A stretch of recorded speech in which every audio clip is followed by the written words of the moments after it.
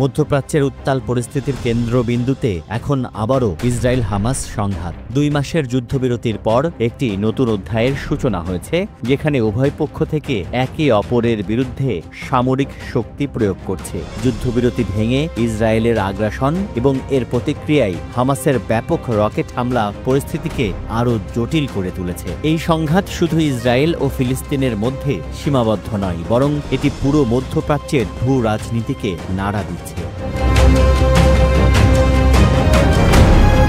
Tel Aviv সহ ইসরায়েলের বিভিন্ন গুরুত্বপূর্ণ শহরে হামাসের রকেট হামলা নতুন করে আতঙ্ক সৃষ্টি করেছে। হামাসের সামরিক শাখা আল কাসাম ব্রিগেড দাবি করেছে তারা M9 রকেটের ব্যারেজ নিক্ষেপ করেছে, যা তারা ইসরায়েলের সামরিক আগ্রাসনের প্রতিক্রিয়া হিসেবে উল্লেখ করেছে।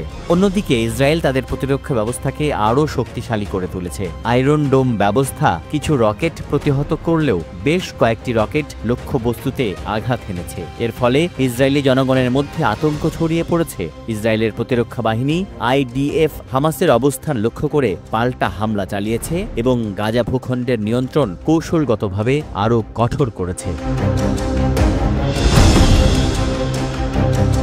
গাজা উপত্যকার অন্যতম গুরুত্বপূর্ণ অঞ্চল জারিম করিডোর ইসরায়েলি বাহিনী দখলে নিয়েছে, যা গাজাকে কার্যত 2 ভাগে বিভক্ত করেছে। ফলে উত্তর গাজা ও গাজা সিটির সঙ্গে দক্ষিণ গাজার যোগাযোগ প্রায় বিচ্ছিন্ন হয়ে পড়েছে। খাদ্য ও চিকিৎসা সরবরাহ বাধাগ্রস্ত হচ্ছে, যা এক ভয়াবহ মানবিক সংকট তৈরি করছে।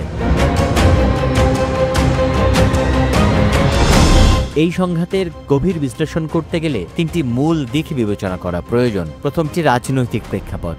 ইসরায়েল ও হামাসের মধ্যে এই সংঘাত শুধুমাত্র সামরিক নয়, এটি একটি রাজনৈতিক লড়াইও বটে। ইসরায়েলি প্রধানমন্ত্রী বেঞ্জামিন নেতানিয়াহুর সরকার অভ্যন্তরীণ আলোচনা থেকে দৃষ্টি সরানোর জন্য এই যুদ্ধকে ব্যবহার করছে বলে অনেক বিশ্লেষকদের ধারণা। অন্যদিকে হামাস এই হামলাকে নিজেদের অবস্থান পুনরুদ্ধারের কৌশল হিসেবে দেখছে, যাতে তারা মধ্যপ্রাচ্যের অন্যান্য মিলিশিয়া গোষ্ঠীগুলোর সমর্থন পেতে পারে।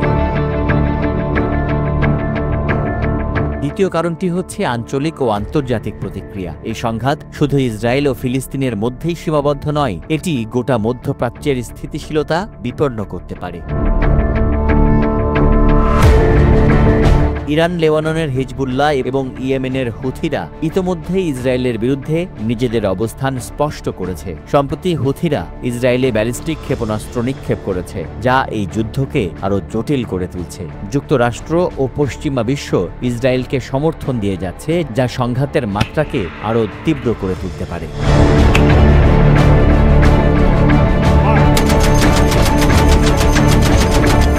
তৃতীয় কারণটি কৌশলগত দিক। ইসরায়েলের লক্ষ্য হামাসকে সামরিকভাবে দুর্বল করা, আর হামাসের লক্ষ্য ইসরায়েলকে চাপে রাখা ও আন্তর্জাতিক সমর্থন অর্জন করা। তবে আয়রন ডোম প্রতিরক্ষা ব্যবস্থা থাকা সত্ত্বেও হামাসের রকেট হামলা ইসরায়েলের নিরাপত্তা ব্যবস্থার দুর্বলতা প্রকাশ করছে। একই সঙ্গে হামাসের নতুন প্রজন্মের রকেট ব্যবস্থা ইসরায়েলের প্রতিরক্ষা প্রযুক্তির জন্য নতুন চ্যালেঞ্জ সৃষ্টি করেছে।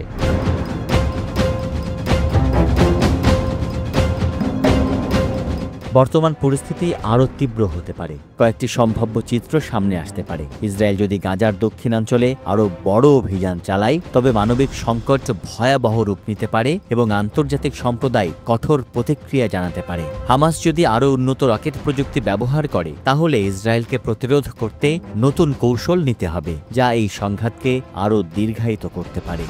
আঞ্চলিক শক্তিগুলো যদি সরাসরি যুদ্ধে জড়ায়, তাহলে এই সংঘাত শুধু ইসরায়েল হামাসের মধ্যে সীমাবদ্ধ থাকবে না, বরং পুরো মধ্যপ্রাচ্য জুড়ে বিস্তৃত হতে পারে।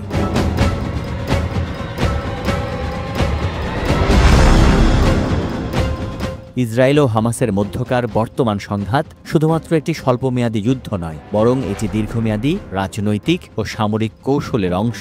উভয় পক্ষই কৌশলগতভাবে এগুচ্ছে, যার ফলে সংঘাতের অবসান এত সহজে হবে না। এই পরিস্থিতির ভবিষ্যৎ নির্ভর করছে উভয় পক্ষের পদক্ষেপ, আঞ্চলিক ও আন্তর্জাতিক প্রতিক্রিয়া এবং মধ্যপ্রাচ্যের বৃহত্তর ভূ রাজনৈতিক পরিবেশের ওপর। দর্শক, এই সংঘাত যদি আরও দীর্ঘস্থায়ী হয়, তবে এটি শুধু ইসরায়েল বা হামাস নয়, বরং পুরো বিশ্ব রাজনীতিতে গভীর প্রভাব ফেলতে পারে।